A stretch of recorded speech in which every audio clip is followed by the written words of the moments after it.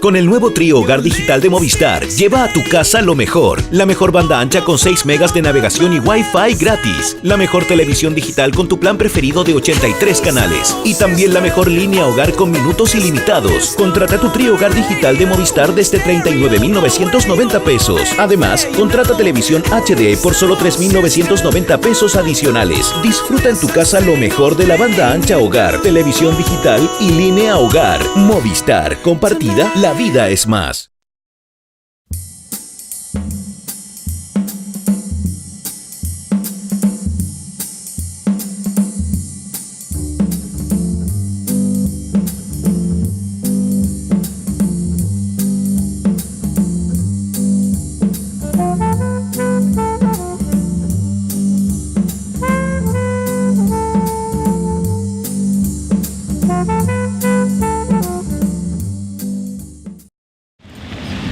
Daniel Fernández, muchas gracias por aceptar esta invitación del Post. Muchas gracias a ustedes. Oye, vicepresidente ejecutivo de Hidroaicén, después de muchos años de un paso, no digamos por el sector público en propiedad, pero por la periferia, primero en AP, después en Metro, después Televisión Nacional, ¿ha sido difícil este cambio switch o más bien se aprende de las ventajas? No, al final las empresas son empresas, ¿no? Y me tocó además gestionar proyectos, en otras ocasiones menos conocido, pero estuve a cargo del proyecto del complejo portuario Mejillones de Codelco y me tocó partir en AP con el GNL Quintero, el gas natural. Entonces tienen algunos grados de similitud. Ahora lo más bonito de esta pega es volver a la ingeniería un poco más de sus orígenes, que lo que uno estudió realmente. Entonces tiene su gratificación por ese lado. Ahora, yo imagino que la experiencia de haber trabajado en ENAP, en Metro, en TVN, en lo que tiene que ver con los recovecos de la relación con el Estado, del poder, de la fineza, ha sido, me imagino, una cuestión importante, particularmente en un proyecto que más allá de sus bondades también tremendamente controvertido como este. Bueno, primero un proyecto yo diría estratégico, por la escala que tiene, por el impacto que tiene en la matriz energética. Y segundo, efectivamente, un proyecto que está sujeto a muchos procesos de tramitación y de aprobaciones. Entonces, los dos elementos, el estratégico y las aprobaciones, hacen que sea un proyecto que borde política pública. Entonces, eso lo hace más interesante, pero claro, que tiene mucha interacción al final con el aparato público. Te lo pregunto, Daniel, porque mucho antes de que tú llegaras a Hidroaicén, hay una crítica respecto de lo que podríamos llamar la poca fineza de algunos ejecutivos, particularmente de los socios, algunos de ellos que ya no están en las respectivas empresas, un poco como elefante en cristalería, y que mucha de la resistencia que se generó tuvo que ver con esas poco manejo, sutileza, a rato elegancia incluso, consideración para plantear algunas cosas. ¿Te parece que esa crítica es correcta o es más bien propia de la batalla que la opinión pública sea respecto a esto? No, hay claramente estilos de gestión y personalidades. Pero hay que entender también que este fue un proyecto que partió muy complejo. De hecho, se discutió en su época si debía ser acogido a una tramitación. Y hubo discusiones dentro del propio gobierno, en este caso del presidente Bachelet, sobre efectivamente si acogerlo a tramitación. Entonces, yo creo que eso generó bastantes ansiedades. Y también el cúmulo muy grande inicial de observaciones de los servicios públicos creo que asustó un poco, ¿no es cierto?, y causó alguna impresión porque no se había producido antes. Y yo lo asigno a la complejidad del proyecto. La verdad es que creo que este proyecto es muy escrutado, muy analizado, creo que eso es bueno para el proyecto, pero hubo una ansiedad un poquito grande al principio. Hoy día ya estamos en una tierra derecha, hay 199 observaciones que acabamos de responder y faltan pocos días de tramitación de acuerdo a la ley. Por lo tanto, creo que el proceso es mucho más, está más encarrilado, por decir así, está más encaminado. Está en un ámbito también un poco más de racionalidad, diría yo, en la discusión en general dentro del sector público. Por supuesto que no en la oposición, ni en mucha gente del público, pero sí al final dentro de los organismos públicos la conversación y el tratamiento de los temas es muy técnico, muy objetivo. Eso te iba a decir porque es probable que eso esté ocurriendo en un circuito que más bien tiene que ver con lo que hoy día se está debatiendo a propósito de la aprobación y bajo qué condiciones, que imagino que va a ser la resolución más obvia a esta altura, como suele ser de los organismos ambientales. Pero por otra parte, tengo la impresión, corrígeme si me equivoco, de que en la opinión pública está sumamente cargado de pasión este debate, y a ratos cuesta introducir matices, racionalizar la discusión, ponerlo en un contexto relativamente razonable, y se da entre el estereotipo de los depredadores y por otro lado el estereotipo de los que cuidan el santuario.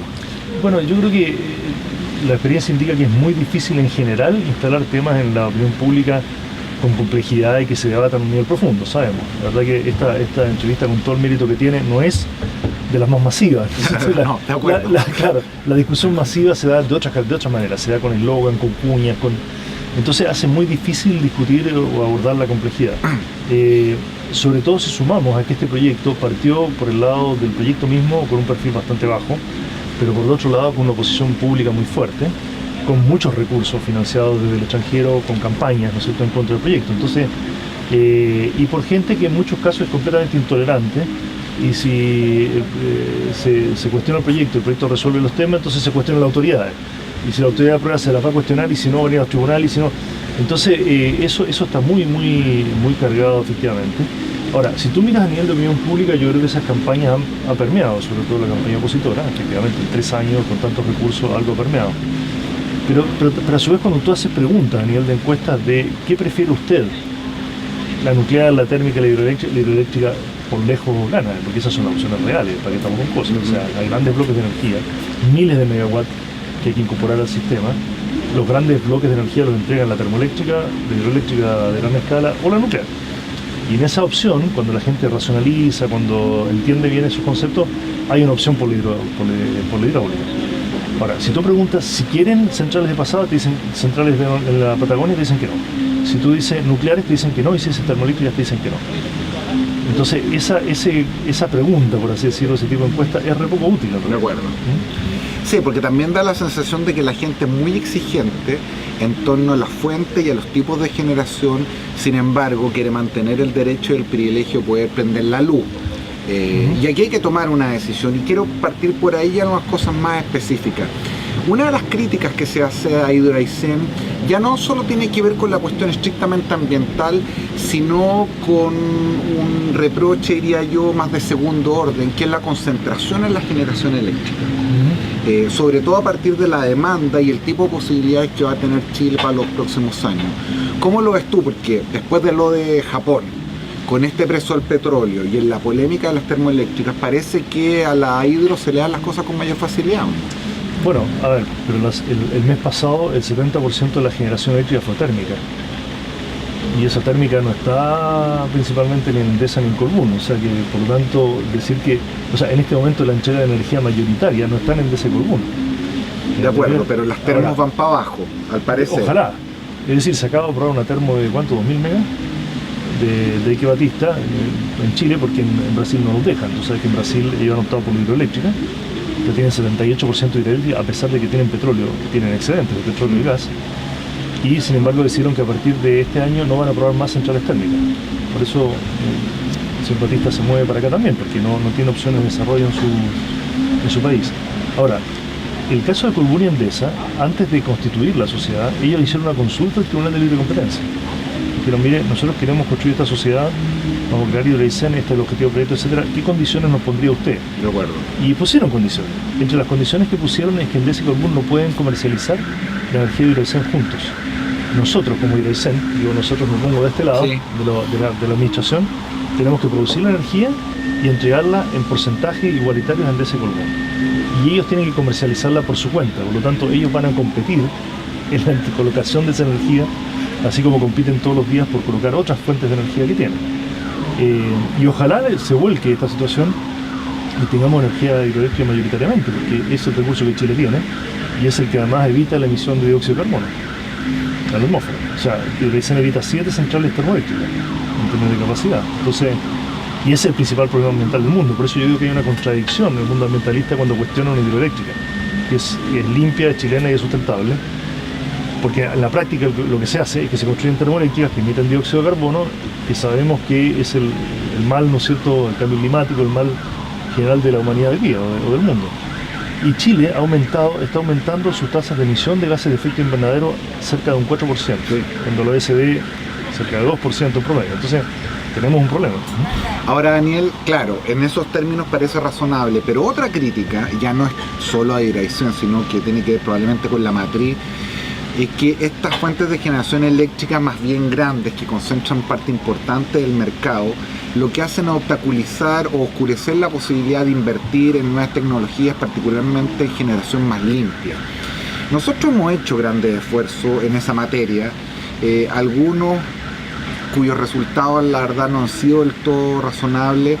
Derechamente, ¿a ti te parece que eólica, geotérmica, maremotriz, lo que sea, es una alternativa razonable para satisfacer una parte significativa de la demanda o es simplemente una cuestión alternativa? Es una cuestión alternativa, sobre todo el caso de solar y eólico, que además son intermitentes, porque no te entregan energía permanente, te entregan energía en función de que haya viento, que haya sol. Puede que las tecnologías en el futuro evolucionen y se pueda almacenar energía a gran escala, a lo mejor, tal vez, pero no está probado y quién sabe qué costo. Entonces esas energías alternativas son complementos, pero tú necesitas una base fuerte de energía permanente. Y la verdad que el factor de planta de esta central es 80%, porque estos ríos tienen caudal todo el año, no son como los ríos de la zona central, son ríos que son de hielo de glaciar. De hecho en el verano es cuando más caudal tienen. Entonces, esa base, tú no cuelgas una industria de una turbina eólica porque no sabes cuánto tiempo te va a funcionar. Si lo cuelgas de un sistema, ¿no es cierto?, estable, en que esos sistemas alternativos van entrando en función de su disponibilidad. Eso se puede hacer. La excepción que llevamos con la geotermia, y ahí creo que hay un futuro bastante interesante. Nos tocó en ENAP partir con la exploración geotérmica, con Enel justamente en sociedad con Codelco. Hay varias exploraciones que se han hecho, más allá del Tatio, por supuesto. Y veo un potencial interesante, pero igual estamos hablando de algunos, no sé, 1.000, 1.200, 1.500 megas en total. ¿Y de precio? Y con costos todavía altos, porque el problema que tiene la geotermia es que necesita exploración. De acuerdo. O sea, tú descubres un yacimiento geotérmico, inviertes en una cartera. Entonces, claro, puede que ese yacimiento sea muy atractivo, pero tuviste que dejar en el camino 5 o 6 investigaciones con perforación, con exploración geológica. Entonces, hay un riesgo, digamos, es como el petróleo, ¿no? Tiene un riesgo importante en la exploración. Ahora, lo que es importante, tal vez, Jorge, para entender bien, es que nosotros en el sistema interconectado central, que es donde Hidraicén se va a conectar, que va de Taltal a Chiloé, hay 12.000 megas de capacidad instalada. Si nosotros crecemos al 4 o al 5%, en algo así como 10 o 15 años vamos a necesitar duplicar esa capacidad. Porque el crecimiento lleva consumo de energía y la energía aporta, ¿no es cierto?, al crecimiento. Eso significa que hay que meter 12.000 megas más en el sistema interconectado central. Entonces no estamos hablando de unas turbinas eólicas de 100, que dan 100 megas o 200, estamos hablando de 12.000 megas. Hidraicén es menos de 3.000. O sea, Hidraicén es menos de es un 25% de lo que hay que agregar.